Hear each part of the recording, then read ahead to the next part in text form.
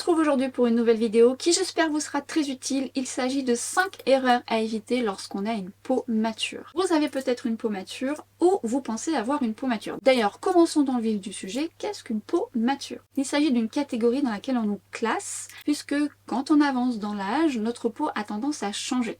On a tendance à avoir moins de collagène, on a tendance à avoir une peau qui commence à se déshydrater, une peau qui commence à avoir des ridules apparentes dues à la déshydratation, des rides qui commencent à apparaître. Donc forcément, on nous qualifie de peau. Je dis on nous qualifie parce qu'il y a quand même un gros terme marketing dans peau mature. Mais effectivement, ça sous-entend qu'on va dans l'âge et que notre peau change. Prenons mon exemple, je vais avoir 44 ans, à 20 ans, je n'avais pas le même type de peau. J'avais quand même une peau à tendance mixte, puisque j'ai la zone T qui brille. J'avais les joues plutôt normales. Aujourd'hui, il est vrai que ma peau a tendance à devenir de plus en plus déshydratée et j'ai besoin d'hydratation supplémentaire parce que j'ai les joues qui tiraillent beaucoup. Donc il est possible que lorsque vous aviez 20 ans, vous aviez un type de peau et puis arrivé à 40, 50, 60, 70, votre peau change. Et de toute façon, j'ai envie de vous dire que, en tout cas pour les femmes, parce que vous pouvez avoir une peau mature même si vous êtes un homme, mais pour les femmes, ça fluctue quand même beaucoup plus parce que nous, nos hormones, nous font un petit peu défaut. Donc il est vrai qu'avec le changement d'hormones, avec la préménopause, avec la ménopause, on peut avoir des désagréments qui ne s'arrangent pas. Mais pour autant, on va pas se laisser abattre quand même. Et on va surtout aborder 5 quand même erreurs à éviter lorsque on choisit ces produits pour justement optimiser au mieux ce qu'on a envie. C'est-à-dire si vous voulez avoir une bonne routine soin, mais également un make-up qui soit le plus adapté pour vous possible. Et je suis là pour ça. Si vous arrivez pour la première fois sur cette vidéo et que vous me connaissez à travers cette vidéo, sachez que je suis maquilleuse et que à travers cette chaîne, vous avez des conseils, que ce soit pour des produits en test, mais également des conseils que je vous ai déjà donnés également pour les peaux matures. J'ai d'autres vidéos que je vous ai réalisées, que je vous mettrai en barre d'infos si jamais ça vous est utile, et je le souhaite. Et en attendant, allons dans le vif du sujet, on va commencer maintenant avec la première erreur à éviter. Et on tombe quasiment tous dedans, notamment lorsqu'on n'est pas dans le domaine. Et alors croyez-moi, cette première erreur, elle est presque entre guillemets inévitable quand on ne s'y connaît pas trop. Et la première erreur, c'est de succomber au marketing justement. D'acheter une crème parce que c'est inscrit peau mature. Oui, on peut avoir une peau mature parce qu'on a 40 ans, j'ai une peau mature, 50 ans, 60, 70, 80 et plus encore. Oui, on est qualifié de peau mature. Mais pour autant, est-ce qu'on a, vous et moi, le même type de peau? Non. Donc, est-ce que finalement, vous allez prendre les mêmes produits que moi? Non.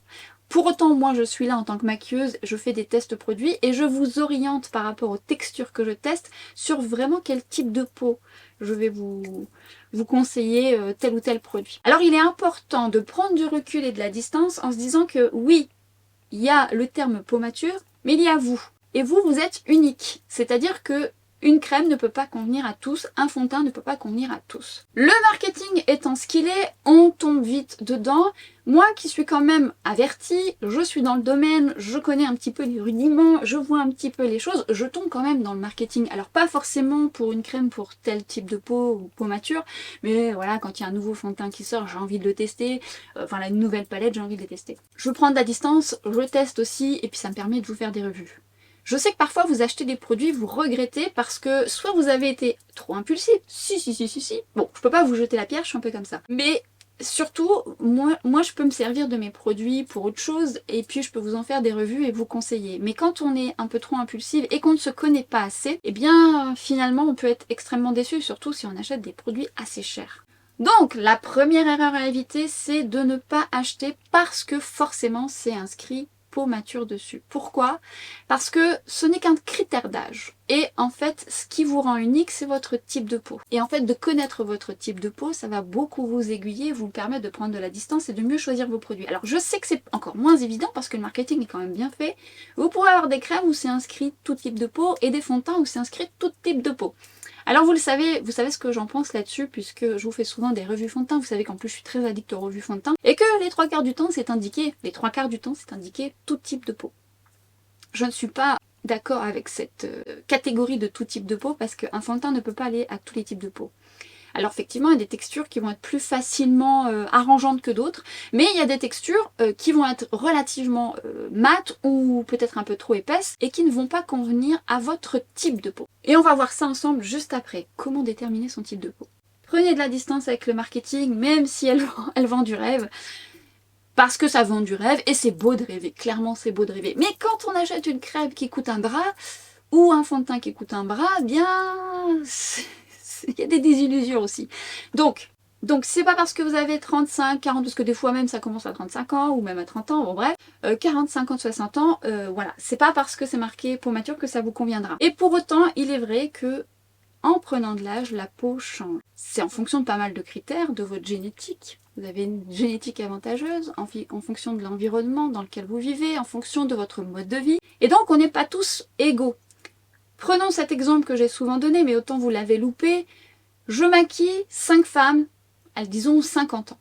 Elles arrivent, je ne connais pas leur âge, et forcément je vais avoir affaire à 5 femmes différentes. Mais elles ont le même âge. Il se peut qu'il y ait une personne qui n'ait pas de problématique, une personne qui a beaucoup de taches pigmentaires, une personne qui a de l'acné, puisqu'on peut quand même encore avoir de l'acné à n'importe quel âge, hein. Une personne qui a des rougeurs, une personne qui a une peau assez terne, en fonction du mode de vie. Alors j'extrapole et puis je donne comme ça entre guillemets des exemples comme ça un petit peu en extrême entre guillemets, mais une personne qui fait très attention à sa peau, qui a toujours pris soin de sa peau avec une génétique avantageuse, une personne qui ne fait pas attention à la protection au soleil, donc forcément il y a de l'hyperpigmentation, une personne qui a la peau terne parce qu'elle fume peut-être un peu beaucoup, l'alimentation c'est pas top, voilà, un stress, voilà, bref, beaucoup de critères, une personne qui a une sensibilité de la peau. Il y a beaucoup de critères, une personne que j'aurais peut-être avec une peau très grasse, une personne qui aura une peau très très sèche, une personne qui n'aura pas vraiment de problématique. Donc, est-ce que vous pensez qu'en ayant ces 5 personnes de 50 ans, je vais utiliser la même chose?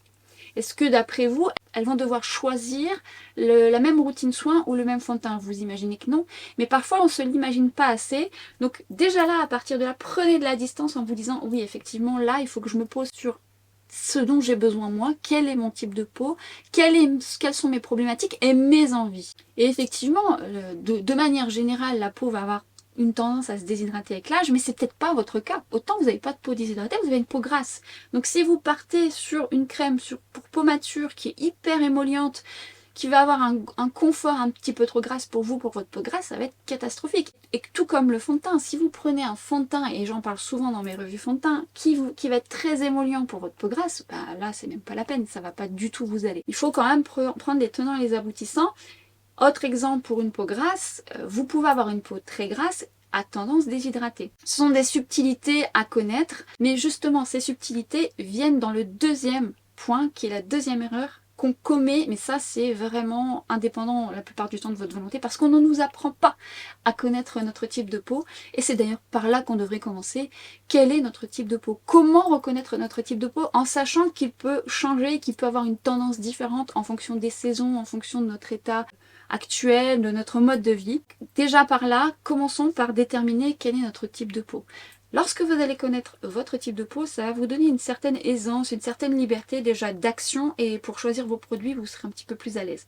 Ça demande du temps, ça demande aussi de l'observation parce que notre peau nous parle. Ça peut paraître bête, mais effectivement elle nous parle.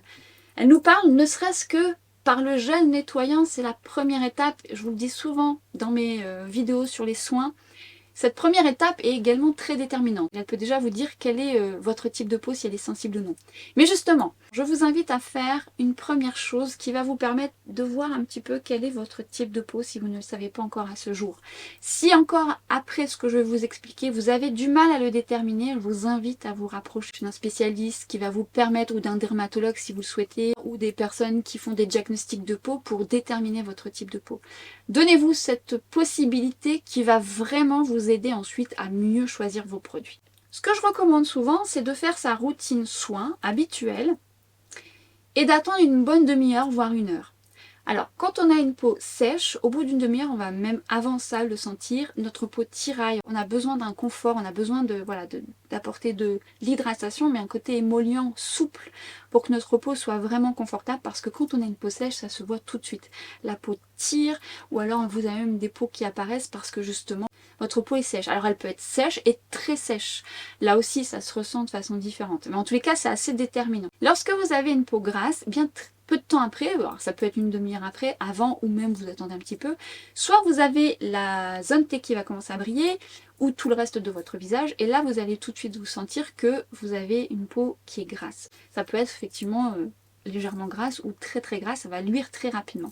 Et puis vous avez une peau comme la mienne, c'est-à-dire qu'au bout d'une demi-heure, moi je vais plutôt voir ma zone T qui va commencer à briller, qui sera confortable, mais alors mes joues qui vont tirailler parce que j'ai une peau qui a tendance déshydratée. Quand je dis tendance déshydratée, c'est que c'est mon type de peau à moi, c'est que ça va aussi beaucoup jouer avec les saisons, puisque l'hiver j'ai ma peau qui a encore plus besoin d'eau et quand même un petit peu de confort, et l'été un peu moins. Ma peau va commencer à, entre guillemets, à retrouver un peu de souplesse avec la saison. Ça peut peut-être potentiellement vous arriver aussi, mais en tout cas ce que je vois c'est ma zone T qui brille et mes joues qui ont besoin d'hydratation, de confort. Si vous prenez justement un gel nettoyant qui n'est pas adapté à votre type de peau et que vous prenez un gel nettoyant qui est trop astringent, qui ne va pas être assez doux pour vous, lorsque vous allez rincer votre visage, il va être soit rouge ou va tirailler davantage. Le gel nettoyant, c'est déjà la première chose que vous devez choisir au mieux en fonction de votre type de peau. Moi, si je prends un gel nettoyant trop agressif, ma peau va être décapée et tout ce qui va suivre après va devoir être de l'apaisement et finalement ça va faire un effet boule de neige. Je vais penser pouvoir apaiser ce que j'ai fait avec ma première étape et au final, bah voilà, tant que j'aurai pas ma première étape de bonne, le reste, bah ça va pas être idéal non plus. Tout ça pour dire que si vous connaissez déjà votre type de peau, c'est déjà beaucoup. Alors bien souvent, si après une demi-heure, une heure, vous ne voyez pas vraiment grand changement, vous vous rendez compte que ça brille pas plus que ça, que ça ne vous tiraille pas plus que ça, en général c'est une peau normale. Mais si encore une fois vous avez un peu d'incertitude, n'hésitez pas à consulter ou faire des diagnostics de peau. Ça peut être un investissement, mais ça en vaut la peine parce que croyez-moi, vous êtes nombreuses à acheter beaucoup de produits de soins ou de make-up qui n'est pas adapté à votre type de peau parce que finalement vous ne le savez pas trop. Donc c'est rentable, c'est beaucoup plus rentable parce que justement vous allez mieux cibler ensuite ce qui est plus adapté pour vous. Et justement dans cette deuxième étape, ça va vous permettre de mieux choisir votre routine, de mieux choisir vos produits make-up. Mais surtout, j'inclus quand même quelque chose de très important. Alors, j'ai envie de dire c'est valable pour tous les âges, mais encore plus lorsqu'on prend de l'âge parce que effectivement, on peut négliger certaines zones. Ne négligez pas votre contour des yeux qui a besoin d'hydratation. Et ça, c'est pareil, c'est en fonction de votre type de contour des yeux. Il se peut que votre contour des yeux soit gras et que vous n'avez pas besoin de grand-chose. Il se peut qu'il soit extrêmement sec ou juste déshydraté. Et si vous prenez par exemple un contour des yeux qui est trop riche parce que c'est marqué peau mature, ça va vous faire des grains de milium. J'en sais quelque chose, parce que moi j'ai un contour des yeux très déshydraté, mais j'ai pas besoin d'émollient, sinon tout de suite ça me fait des grains de milium, donc ça dépendra de vos besoins, et parfois vous avez des contours des yeux plutôt sympatoches, c'est-à-dire qu'ils n'ont pas de problématique et vous n'avez pas le contour des yeux déshydraté. Alors encore une fois, oui, plus on prend de l'âge et plus ça peut aller dans ce sens-là, mais c'est pas toujours le cas, donc c'est pour ça que connaître un petit peu ces subtilités-là, ça va vous permettre de connaître un petit peu plus ce dont vous avez besoin. Ne négligez donc pas le contour des yeux, évidemment le visage, le cou et le décolleté qu'on a souvent tendance à oublier. Parce qu'il peut prendre le soleil, parce que vous savez qu'on dort dessus, que comme on perd un petit peu en élasticité, eh bien ça commence un petit peu à friper. Donc c'est enfin, ça commence, ça dépend. Si vous avez toujours pris soin de votre décolleté, de votre génétique, comment vous vous exposez au soleil, votre mode de vie, encore une fois, on n'a pas tous le même décolleté. Donc voilà, c'est valable en fonction de votre mode de vie, pas mal de critères, mais c'est quand même une partie qu'on oublie. Donc n'hésitez pas à aussi prendre en compte tout votre corps, j'ai envie de dire. Mais je veux dire, on a vraiment des zones bien spécifiques et qui n'ont pas forcément les mêmes besoins. Donc attention aussi à ça. Et nous n'avons pas forcément besoin des mêmes actifs ou pas d'actifs du tout. Ça dépend de la sensibilité de votre peau. Bien souvent, l'hydratation c'est toujours un plus dans votre routine, parce que ça fait pas de mal à n'importe quel type de peau. Mais l'hydratation doit avoir un certain niveau en fonction de vos besoins. Mais l'hydratation en général ça fait pas trop de mal, je vous avoue, parce que ça regorge, ça repulpe. On va dire que là où il faut faire juste attention, c'est quand on a une peau déshydratée, qui n'a pas forcément besoin de côté émollient, ça peut également vous créer des comédons. Ça m'est déjà arrivé de prendre une crème trop riche, je ne passe pas à travers. Je succombe parfois au marketing, même en le sachant, parce que la texture me paraît pas si riche que ça. Et puis au final, je me retrouve avec des comédons et tout, et je me rends compte que c'est trop riche pour ma peau qui n'a besoin que d'hydratation et d'un peu de confort. Vous voyez ce que je veux dire? Et cette crème-là va peut-être aller à une personne qui a une peau très sèche, qui a besoin de ce côté émollient. Et qui créera encore plus de comédons sur une peau grasse. Parce que si on avait regardé que la thématique peau mature pour tout type de peau, on peut se planter. Alors c'est pas évident, mais n'hésitez pas à regarder les avis à droite à gauche aussi, ça sert à ça. Moi souvent je regarde les avis, je regarde un petit peu, voilà, si je peux tester entre guillemets la texture, ce qui n'est pas toujours le cas, mais en tout cas je regarde beaucoup les avis. Et vous remarquerez que très souvent je vous sollicite dans les commentaires pour me donner vos retours avec votre type de peau. Et je ne vous demande jamais de me donner votre âge, souvent vous le donnez quand même. Et justement ce qui me fait que je fais cette vidéo, c'est parce que très souvent, vous me posez la question, je vous fais un top 5 fond de teint et je vous explique justement pour quel type de peau, pour que voilà, et j'ai souvent la question, et je comprends parce que le marketing est très fort, tu pourrais nous faire un top 5 pour peau mature ou le soin, est-ce que tu penses que c'est fait pour peau mature alors que effectivement je vous ai détaillé pour quel type de peau c'est.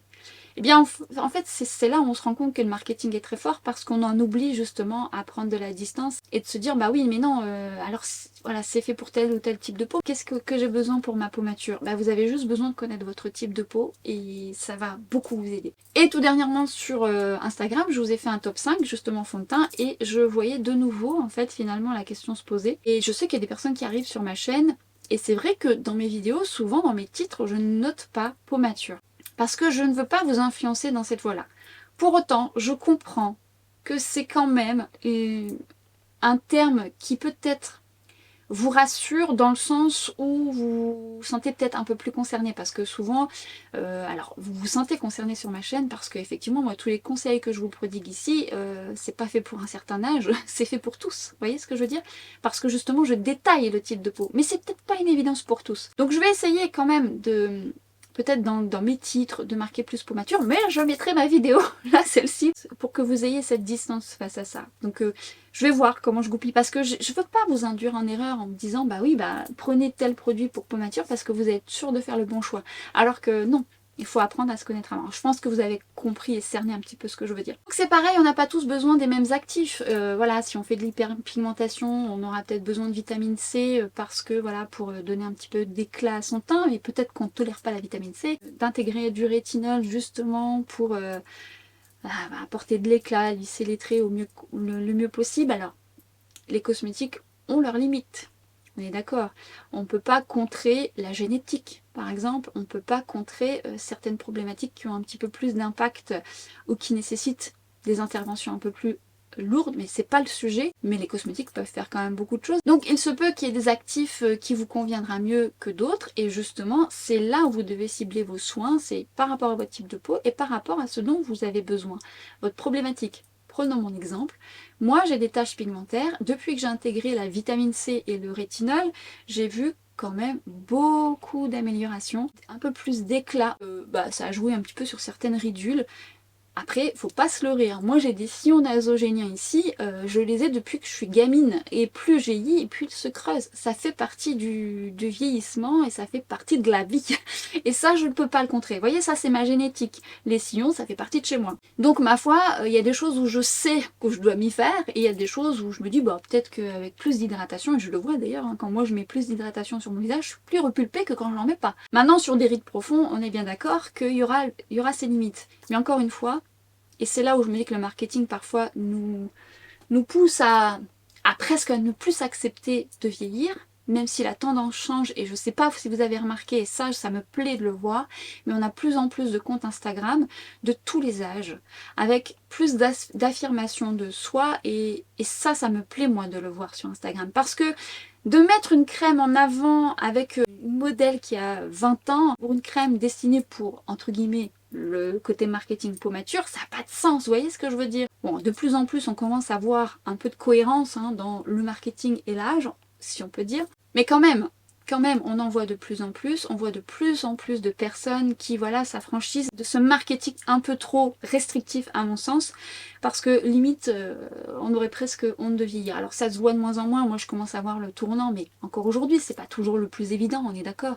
Et pourtant, c'est une chance. On garde à l'esprit que déjà, de se donner l'envie, d'avoir envie de faire une routine parce qu'on a envie, pas parce qu'on est obligé, c'est quand même plus agréable. Je trouve, personnellement. Moi, quand je fais une routine ou quand je me maquille, c'est parce que ça me fait du bien et que j'aime ça et que c'est thérapeutique. Je trouve que c'est toujours un temps pour soi et que ça fait un bien fou d'avoir un coup d'éclat et que j'aime. Maintenant, si c'est fait parce qu'on se sent obligé, forcément, il y a un tout, vous savez, il y a un tout. Bon, je dérive, je dérive, mais c'est important de prendre de la distance et de se dire, bah oui, vieillir, ça fait partie de la vie.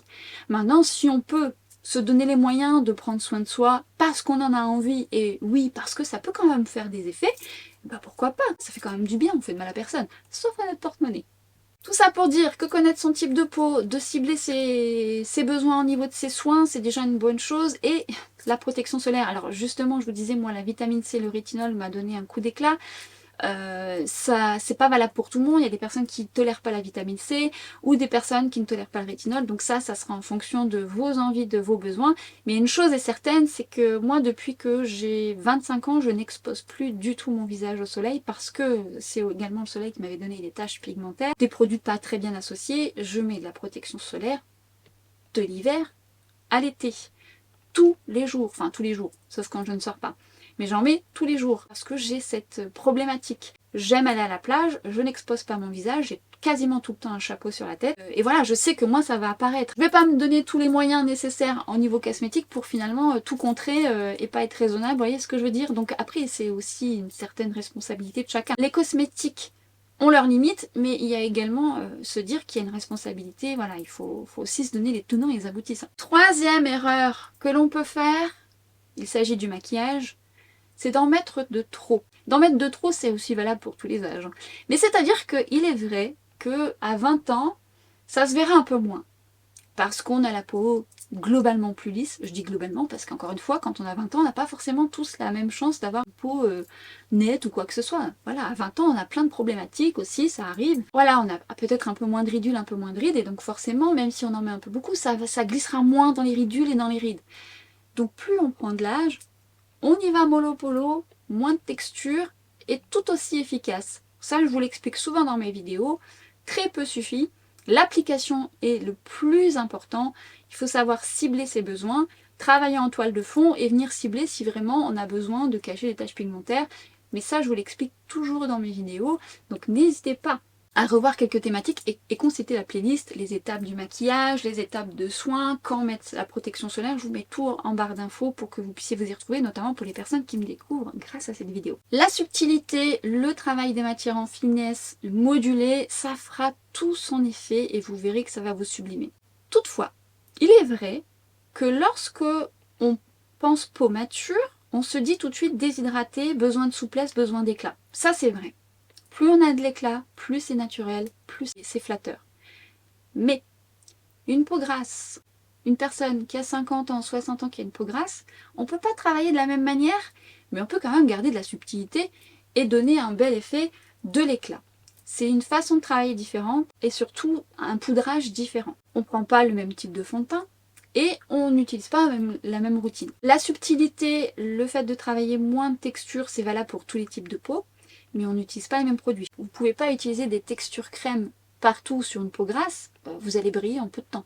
Donc c'est pour ça qu'il est important de savoir et de connaître son type de peau pour que vous puissiez utiliser et choisir vos produits. Puisqu'effectivement, lorsqu'on fait un teint très mat sur une peau qui a pris de l'âge, une peau qui est un peu plus ridée, ça peut finalement marquer davantage et surtout ça peut mettre l'accent sur certains traits que vous ne voulez pas. Mais ça c'est beaucoup plus valable sur une peau très déshydratée à sèche parce que sur une peau qui a tendance grasse, si vous mettez à l'inverse, et en plus si vous avez les pores apparents, des textures un peu crémeuses, ça va faire tout l'effet inverse, ça va vous donner de la texture et ça va se voir. Donc il faut savoir jauger. Et là où rentre en ligne de compte quelque chose de très important, c'est de revoir son poudrage. Poudrer son teint est complètement différent de lorsqu'on était un petit peu plus jeune.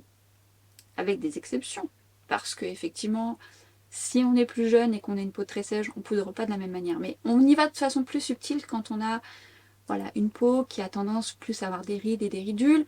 Et on va poudrer, cibler aux zones où on en a besoin. Le poudrage permet de fixer. Ça, c'est une certitude. Ou de matifier. Mais de fixer, ça va vous permettre de faire durer votre maquillage plus longtemps. Pour autant, prenons l'exemple de ce qui fait le plus débat, poudrer son anti-cerne. À 20 ans, je poudrais tout mon visage. Tout. Déjà, c'était plus la mode du mat. On adorait le mat. Et donc on aimait bien tout sceller correctement et bien mat. Et alors je peux vous assurer que j'avais des copines avec la peau sèche qui faisaient bien mat. Et là pour le coup ça faisait très asséchant et c'était vraiment pas très très joli. Je n'étais pas encore maquilleuse à l'époque. Si vous avez un contour des yeux très sec, déshydraté, le poudrage peut faire tout l'effet inverse.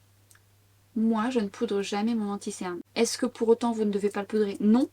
Mais force est de constater que maintenant que je poudre mon anti-cerne, ça me donne 10 ans plus, quelle que soit la poudre que j'utilise. Alors je travaille l'application à son importance.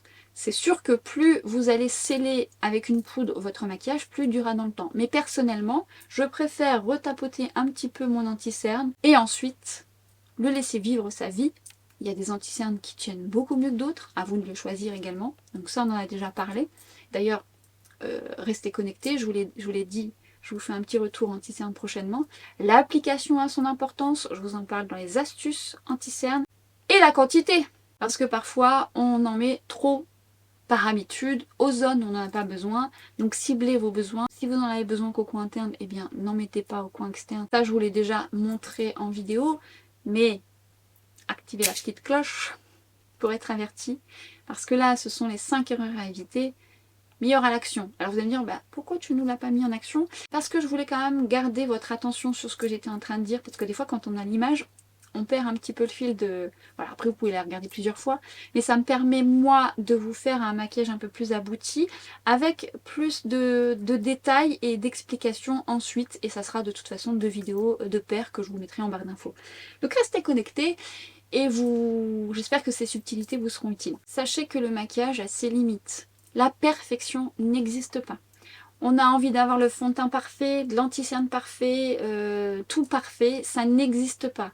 Un teint qui ne bouge pas tout au long de la journée, ça n'existe pas. On vit, on bouge, on a la chaleur de notre peau, on a des rides, des ridules qui sont prononcées suivant, voilà, moi mes sillons, souvent c'est là où ça va migrer en fonction de mes fonds de teint. Si vous avez des rides ou des ridules d'expression juste ici, ça se verra si vous mettez trop de matière. Il n'y a pas de perfection. Acceptez l'idée qu'il n'y a pas de perfection et que mieux vous travaillerez vos matières, plus ce sera naturel et plus vous laisserez vivre votre peau comme elle a envie, avec bien sûr voilà, le fait d'appliquer son maquillage comme il se doit, hein, avec les tenants, les aboutissants, mieux ce sera.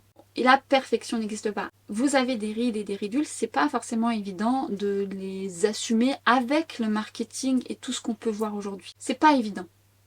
Ça, franchement, je le vois, je parle beaucoup avec vous, et même quand je maquille, je sens, je vois, j'observe, j'entends que, ben voilà, c'est presque une honte, vous voyez, de vieillir, c'est presque une honte d'avoir des rides, et pour autant, c'est ce qui fait ce qu'on est. J'ai envie de dire, sublimez-les, vous voyez, acceptez juste l'idée que ça fait partie de vous. Après, je comprends que voilà, vous n'aimez pas et que ça peut être un très gros complexe. Là-dessus, je peux parfaitement comprendre. Je voudrais juste quand même que vous preniez du recul face au marketing et à tout ce qu'on nous envoie également sur... Et puis encore aujourd'hui, c'est pire parce qu'il y a les filtres et tout. Donc on a l'impression d'avoir une peau presque... Ouais, pire que ce qu'on voit alors qu'il y a énormément de filtres sur les réseaux sociaux. Ça aussi, ça... Voilà. Et donc cette tendance où on commence à revoir un peu... des personnes qui se montrent sans filtre ou même des personnes de tous les âges. Moi, je suis très contente de voir ça parce que moi j'avance aussi dans l'âge et que en tant que maquilleuse, je me dis que quand même c'est la réalité de la vie. C'est ça la réalité de la vie, c'est pas les filtres. La réalité de la vie, c'est les rides, c'est les problématiques. Moi j'adore maquiller les personnes qui ont entre guillemets des problématiques, si je peux dire, parce que ça fait partie de la vie. Vous et moi, c'est ce qu'on voit dans les rues de tous les jours. On voit pas des gens avec des filtres, c'est pas possible.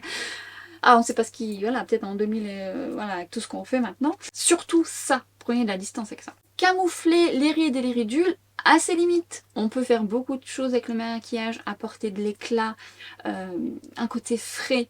Apporter du frais sur un teint, c'est vraiment très joli et flatteur. Oui, maintenant, camoufler des rides, voilà, c'est comme camoufler des poches et des cernes, parce que les cernes, c'est pareil. Moi, quand j'étais plus jeune, j'avais des poches un peu plus apparentes. Je commence à creuser parce que je perds en gras. Donc, j'ai une ombre qui commence à se créer, et puis je viens contrer avec le maquillage.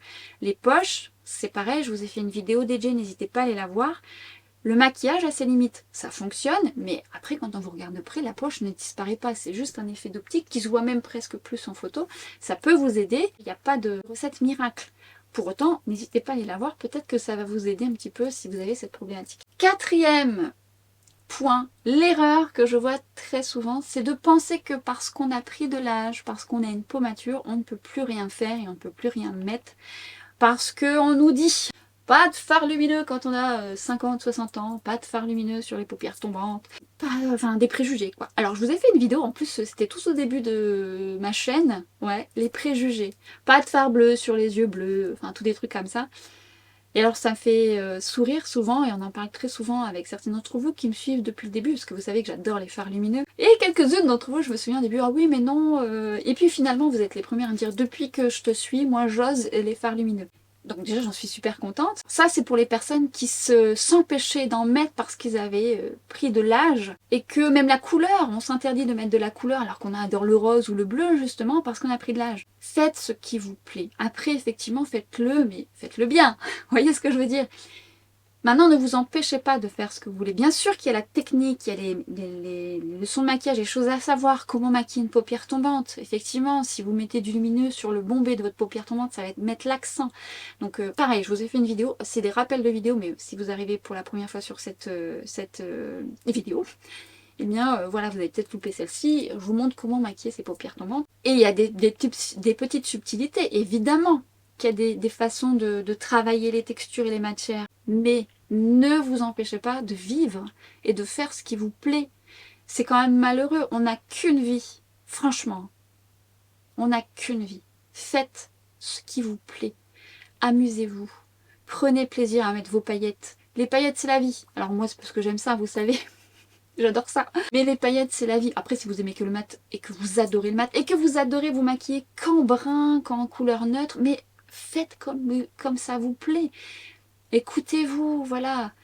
Prenez le temps d'être face à votre miroir, d'adorer le moment, quoi. C'est un moment pour vous. Il n'y a pas d'exactitude, maquillez-vous comme vous avez envie, effectivement, avec des petites subtilités, mais faites-vous plaisir. Oubliez les préjugés et écoutez-vous un petit peu plus. Cinquième erreur à éviter, qui à mon sens est quand même assez importante. Quand on prend de l'âge, il est vrai qu'on commence à se parsemer un petit peu au niveau des sourcils.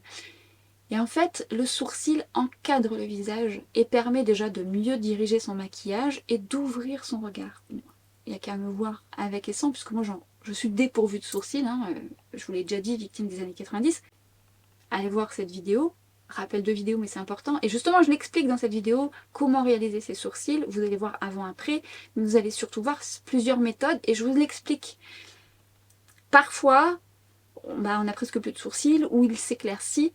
Et du coup, ça ferme le regard, ça vous donne parfois un œil plus triste. Quand on refait le cadrage de ses sourcils, ça vous ouvre, ça apporte de l'éclat et ça guide votre maquillage. Donc n'hésitez pas à aller la voir. Ça, c'est vrai qu'on a tendance à négliger un petit peu ses sourcils. Et même si vous les maquillez très peu, ça peut faire beaucoup de différence. Alors on est arrivé sur les 5 erreurs, mais bien évidemment, je ne vais pas m'arrêter là. Astuce plus. Parfois, on n'a pas envie d'acheter 1000 et 1000 produits. Vous n'êtes pas obligé d'acheter 1000 et 1000 produits. Vous avez un fond de teint, vous vous rendez compte qu'il est trop épais pour vous, et puis à travers cette vidéo, vous allez vous dire « Ah bah oui, effectivement, il n'est pas adapté à mon type de peau. » Hop, hop, hop. N'allez pas acheter tout et tout révolutionner, bien que, effectivement, si votre routine soin n'est pas adaptée à votre type de peau, je dirais que c'est la priorité. Votre routine soin, c'est l'étape fondamentale qui va faire que vous aurez un beau maquillage ensuite. C'est vraiment elle qui va faire que tout va bien se passer. C'est fait partie de mes premières vidéos. Vidéo rappel si vous ne l'avez pas vu. La base fondamentale du make-up, c'est la routine soin, je vous l'explique et je vous le dis très souvent dans mes vidéos. Donc c'est déjà le critère number one. Mais admettons vous avez un fond de teint trop épais. Pas de panique. La solution, c'est de mettre un petit peu de crème hydratante dedans pour la fluidifier, le rendre plus léger, vous faire presque une bébé crème. D'avoir un peu tout sous la main va vous permettre d'utiliser vos produits de façon différente et n'hésitez pas à prendre votre fond de teint, d'en mettre soit un peu moins, de mélanger peut-être avec une base que vous avez à la maison, une base lumineuse pour en mettre un petit peu moins et le fluidifier, le rendre un peu plus souple, plus adapté. Alors il est évident que si vous avez un fond de teint qui est plus destiné aux peaux sèches et que vous avez une peau grasse, ça va être un petit peu plus délicat. Vous pouvez également, si vous avez à la maison 2 fonds de teint différents, et je vous le dis toujours, des fois ça fait des belles belles associations presque uniques. N'hésitez pas à mélanger vos fonds de teint pour faire peut-être avec ce que vous avez déjà à la maison, le fond de teint qui vous correspond le mieux. D'ailleurs, vous êtes souvent certaines en message privé à me dire bah tiens j'ai mélangé ça avec ça et c'est super, je suis trop contente. C'est pour vous éviter d'acheter des produits. Maintenant si vous êtes obligé d'acheter vraiment un fond de teint plus adapté ou parce que vous voulez pas faire de mélange, je comprends. Mais n'oubliez pas, sortez tous vos tiroirs et regardez un petit peu ce qui vous correspond. Maintenant que vous savez un petit peu plus votre type de peau et faites du tri ou optimiser, voyez, bah tiens, ça peut-être que je peux le mélanger avec ça et ça, voilà, voyez. N'hésitez pas à me poser des questions d'ailleurs dans les commentaires si jamais vous vous interrogez sur certaines petites choses. J'aurai plaisir à vous répondre. Mais voyez, vous prenez du recul, sortez vos produits et dites-vous, est-ce que ça c'est bien adapté à mon type de peau? Et dans ce cas-là, vous pouvez un petit peu faire votre petite bidouille. Ça aussi, j'aime l'idée que ça vous permette de gagner un petit peu en indépendance, entre guillemets, en autonomie si je peux dire. Hein. C'est pas du tout péjoratif ce que je dis. Mais parce que on a tendance à acheter, mais parfois on a tout sous la main. C'est comme une recette entre guillemets de cuisine. Ne nous emballons pas non plus. Avec un ingrédient, on a tout ce qu'il faut. Peut-être que vous allez voilà, optimiser avec un anti-cerne. Parfois, on peut même faire un fond de teint. Ça dépend de la texture, vous voyez ce que je veux dire? Dans cette astuce plus, c'est pas vraiment une astuce, c'est une observation. C'est d'accepter l'idée qu'on prend de l'âge. Parce qu'en fait, je trouve, moi, personnellement, que le fait de voir un peu plus des personnes de mon âge, ou même plus âgées, ou de parler un peu plus de la préménopause ou de la ménopause qui... Moi, à l'époque de ma mère, ils n'en parlaient pas et du coup, c'était l'inconnu presque, ça faisait peur. Aujourd'hui, on en parle de plus en plus, ça peut encore un petit peu effrayer. Et je trouve que le fait d'en parler, eh bien, ça dédramatise, ça fait du bien. Et de voir de plus en plus de personnes qui se libèrent sur cette thématique qui en soi est complètement naturelle, permet finalement de mieux le vivre. Ce qui pouvait paraître quelque chose de très négatif en devient, alors j'allais dire positif, il y a des désagréments forcément, mais ça nous permet de passer la vague. Vous voyez ce que je veux dire? Et c'est plus agréable de voir bah, finalement qu'on est toutes dans le même... Alors je parle pour la ménopause pour les femmes, mais il y a d'autres désagréments pour les hommes, on est d'accord. Hein. Mais ça permet de mieux... Voilà, on est tous sur le même bateau. Si on peut s'entraider et puis accepter l'idée que ça fait partie de la vie. Moi en tout cas, c'est comme ça que je le vois. Déjà quand je travaille, c'est comme ça que je veux l'amener. Mais moi en tant que personne, j'ai envie de me dire que c'est pas une tare quoi. Sinon dans ce cas-là, allez, on fait plus rien. On fait plus rien. Vous savez, c'est comme... ça j'ai oublié de le dire dans les préjugés. C'est comme la façon de s'habiller. C'est comme... la façon de se maquiller, la façon de se coiffer. Ah bah non, tu peux pas porter les cheveux longs parce que t'as tel âge, ou pas ceci, ou pas cela. Tu peux pas mettre de jupe parce que t'as tel âge. Non. La vie est trop courte. Si on commence à faire attention à ce que les gens attendent de nous, on n'avance plus et on ne fait plus rien. Alors, je vous assure que plus vous allez gagner en liberté, mieux ce sera. Et plus on acceptera certaines choses, et mieux ce sera aussi. Et encore une fois, on est là pour s'entraider et en discuter, enfin je l'espère. Et également, accepter l'idée que la perfection n'existe pas. La peau parfaite n'existe pas déjà. La peau parfaite n'existe pas, le corps parfait n'existe pas, et la perfection n'existe pas. Donc gardez l'idée aussi qu'on est tous uniques. Et à partir du moment où on est tous uniques, on ne peut vraiment pas avoir un modèle bien déterminé. Et on n'a pas tous les mêmes envies, on n'a pas tous la même façon de vivre, on n'a pas tous les mêmes passions, enfin bref, on est tous uniques, la perfection n'existe pas. Fort heureusement parce que clairement, ça serait frustrant. Évidemment, je vous mettrai à profit quelques make-up, j'en ferai plusieurs. Alors dans mon titre, je mettrai peau mature, mais je n'oublierai pas de vous rappeler cette vidéo pour les personnes qui ne l'auront pas vue, parce que je trouve que c'est important quand même. Parce que je sais que certaines d'entre vous, vous avez l'impression peut-être... Alors, quand vous me connaissez, non. Mais peut-être quand vous arrivez sur une vidéo parmi tant d'autres, vous dites bah oui, et pour les peaux matures, en pensant que finalement je vous oublie, mais tellement pas. Mais tellement pas. Je suis une peau mature. Ne l'oublions pas. Alors, je suis maquilleuse, je suis là pour vous aider, mais je suis dans l'eau. Vous voyez ce que je veux dire? J'ai des matins défraîchis. Surtout, tout ce dont je vous parle dans mes vidéos, c'est pour tous, vous voyez ce que je veux dire? Mais il est vrai que dans mes titres, je mets pas souvent peau mature. Donc je vais voir ce que je peux faire. Si je mets la thématique... Ça m'embête parce que voilà, mais quelque part, voilà, j'aurais tendance toujours à vous rappeler cette vidéo pour que ça soit clair pour vous. Et surtout, attention au choix de vos produits en fonction de vos problématiques, de votre type de peau et de vos envies. En barre d'infos, je vous mets également d'autres vidéos qui sont en lien avec ce que j'ai dit, notamment une qui se rapproche de ce que j'ai évoqué là, mais Peut-être, voilà, je ne l'ai pas revu, donc peut-être qu'il y a des choses que j'ai dit en plus ou quoi qu'est-ce. Et puis surtout, allez voir les commentaires, autant parce que bah, ça incite forcément à la conversation et ça peut être très utile pour vous. Je vous avais également partagé une vidéo, les meilleurs fonds de teint pour peau mature, et effectivement, j'avais déjà fait un petit peu ce retour-là. J'espère que ça vous a été utile, j'espère que ça vous a plu. Si c'est le cas, n'hésitez pas à la liker. Si vous pensez qu'elle est utile, n'hésitez pas à la partager et n'hésitez pas à venir me rejoindre dans les commentaires, de débriefer tout ça, et puis même apportez vos conseils, c'est toujours très utile. Parlez entre vous, comme vous faites tout le temps et ça me plaît beaucoup. Nous on se retrouve très vite sur Instagram, sur TikTok et à très bientôt pour la suite, pour une prochaine vidéo. Ciao!